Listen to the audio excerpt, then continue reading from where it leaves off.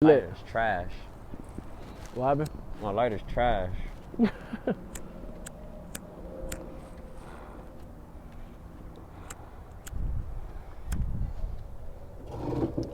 Oh man. Ali, man, Ali. What's good with you, G? Cooler. Grateful to be Cooler. here, man. Sharing this moment with you creating. Dope, Thank you. man. What you doing here? I mean, Shit, we doing an interview and we just recorded something. Just recorded a little track inside the crib.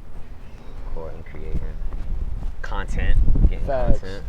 content.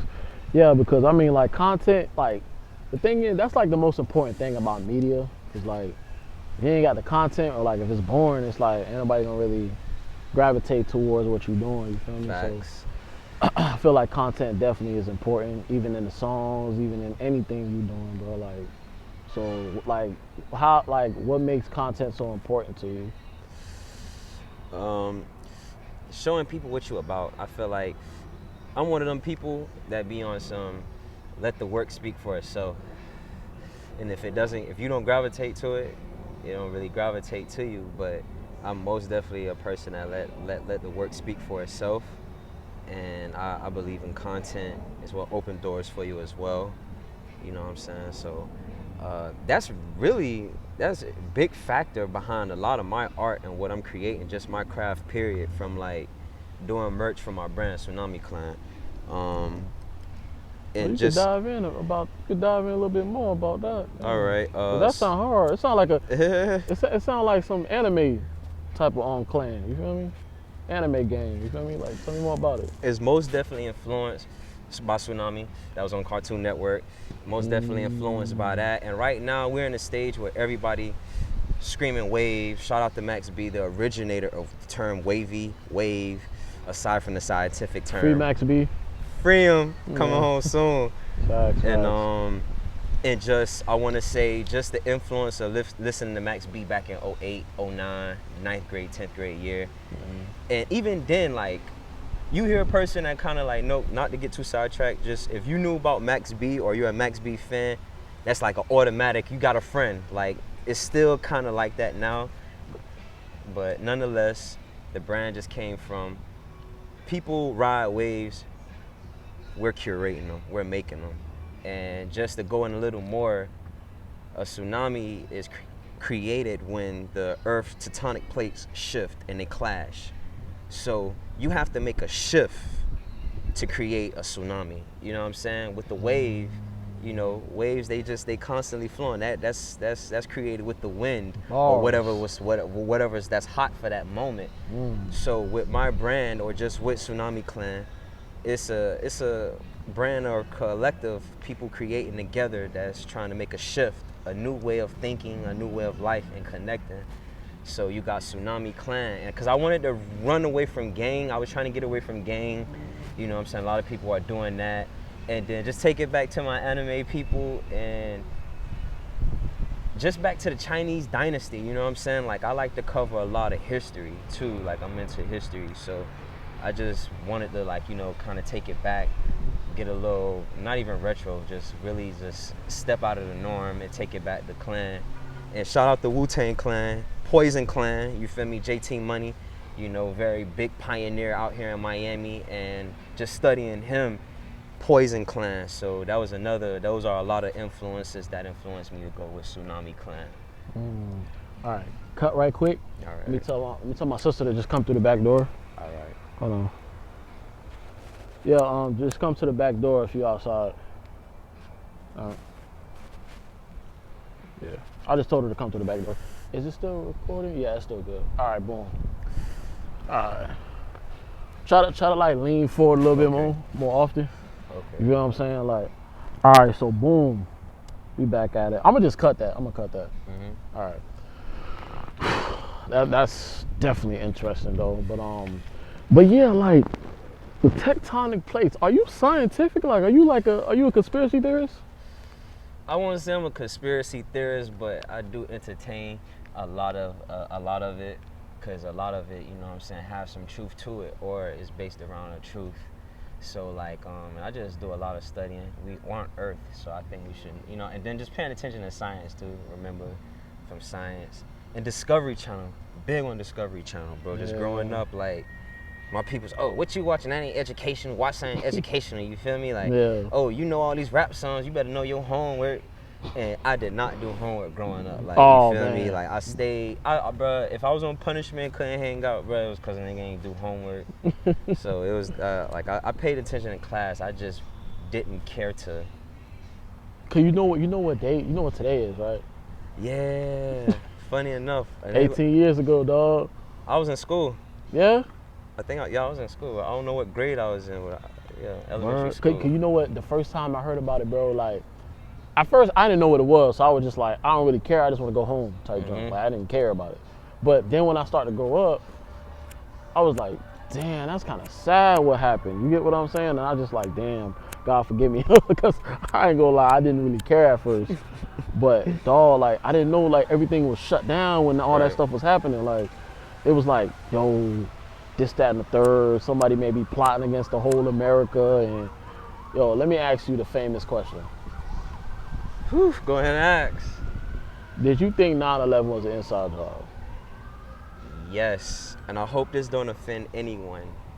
I hope it don't offend anyone, but I believe it was an inside job to create the hysteria on this whole war.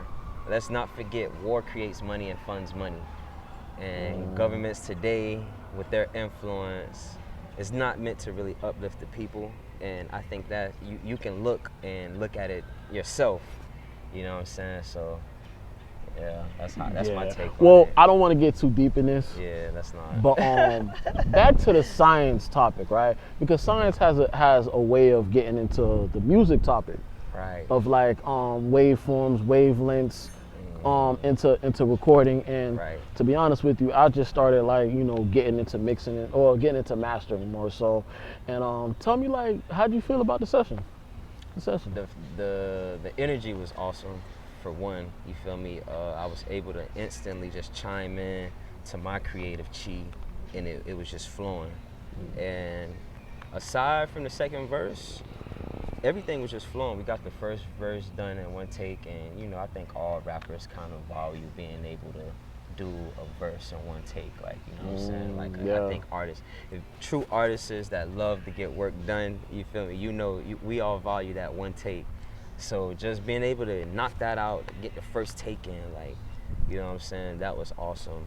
And just the BPM of the beat was perfect. I would like to assume and just guess and say the BPMs for that beat was in between 85 to like maybe 93.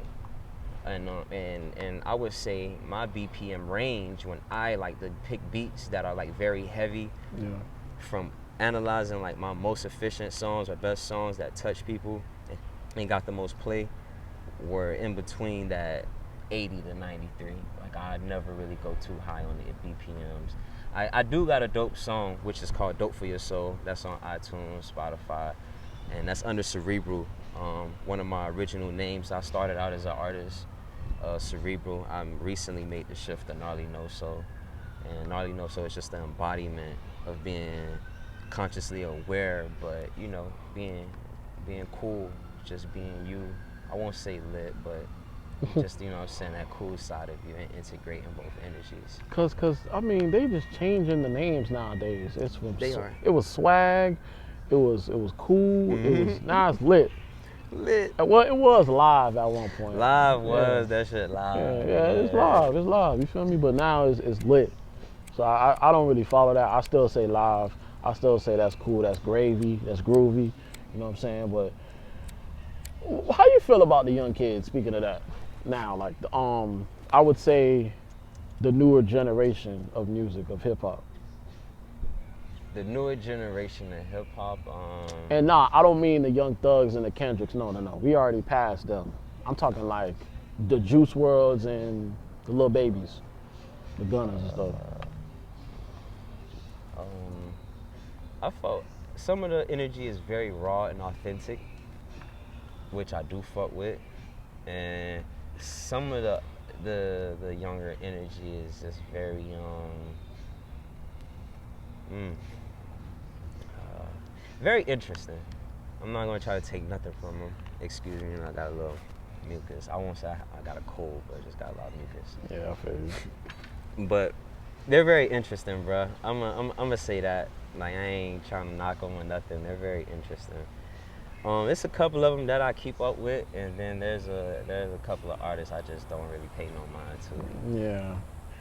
Yeah, cause sometimes it's like, bro, they doing their thing, I'm doing my thing. You feel me? So like, True. especially like if you an own artist, you just like, I mean, if they song pop up and I hear it, I mean, I'm gonna bump it. But if not, it is what it is. Really, at that point. Yeah, I'm not really going out my way to hear other artists.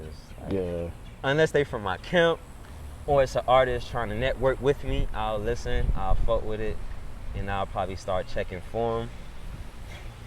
But nah, you gotta be like real dope. Yeah. Like if I'm gonna listen to you and make that room inside my catalog, I really value what you're doing as an artist. So yeah. I rocks with it, man. Like, where do you usually record at? Like, how's your music process going? As of lately, I don't really have like a home base. I just kind of been moving around. Yeah. But I originally started out at Starboy Studios, and if you from the crib, from the 305, everybody know about Starboy Studios. You feel me? Yeah, I got a crazy history about that. You Crazy feel me?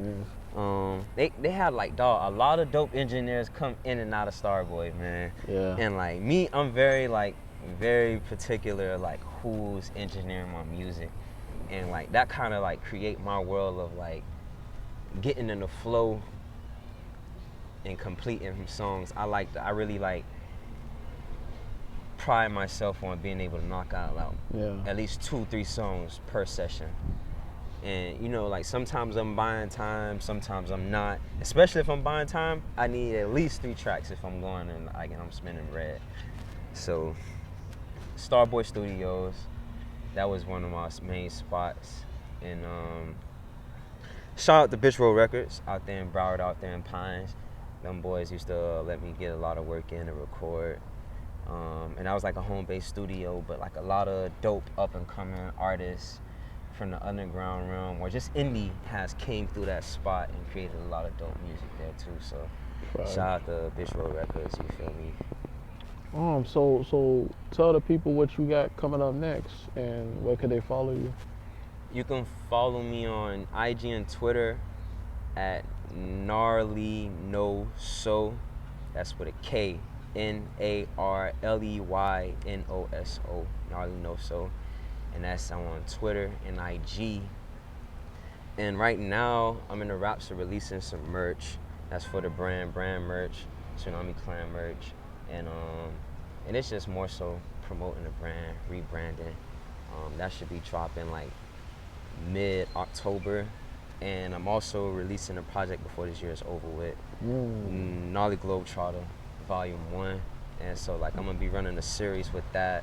And Knarley Globetrotter is just basically a project on me being able to do all styles of rap. Like I got water, earth, I can bend fire, I can bend wind, on some like Last Avatar type shit. Oh yeah. Yeah, that was my show. Yo, you know what? Yeah. What that you know what I feel like? I feel like that could teach the whole generation. It really did. Yeah. It really did do a lot of teaching, and that's what I thought was dope about it. Like a lot of anime have like a lot of messages, hidden messages in between it, and just like a whole theory of like just on living. Like if you like really pay attention.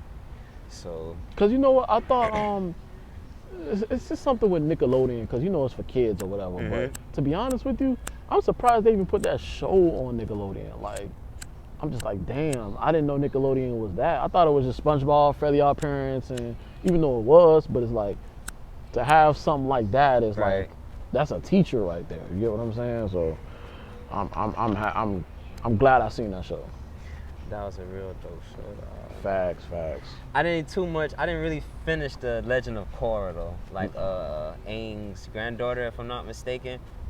I didn't see that one. I watched a little bit of it. I didn't really get to finish the whole season.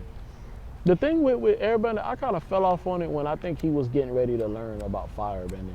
Yeah, Yeah. That was when he really got live, to keep it G with you, bro. Yeah. Because he learned earth. I think he learned like a little bit of water. I think he knew a little bit of water, like firsthand, but I can't remember. But I think he mastered water because he started dating. Agatar. Agatar. I can't remember her name. He started dating. That was dude's sister. Yeah. It was dude's sister. I forgot his name. I forgot his name too. Katara? Yeah, Katara. Katara. Katara ended up teaching him, and then she became a beast at that too. Yeah. She became a beast at water bending. Bro, she was lit, bro, on water bending. Yeah. But yeah, man. So they know where to find you. You know what I'm saying? They know what you got going on next. So I mean, I hope you guys follow, because to be honest with you, you better follow or else. You know what I'm saying? You gonna be one of them people. Damn, I heard about, bro. I wish I would have jumped on the way when he. Yeah, you feel me? You gonna be one of them. Don't be one of them people. Like, hey, man. Last thing, man. Spread love. You know what I mean? Spread love. Always show support, and stay tuned. Stay tuned. Bang. Oh man, I should leave that there.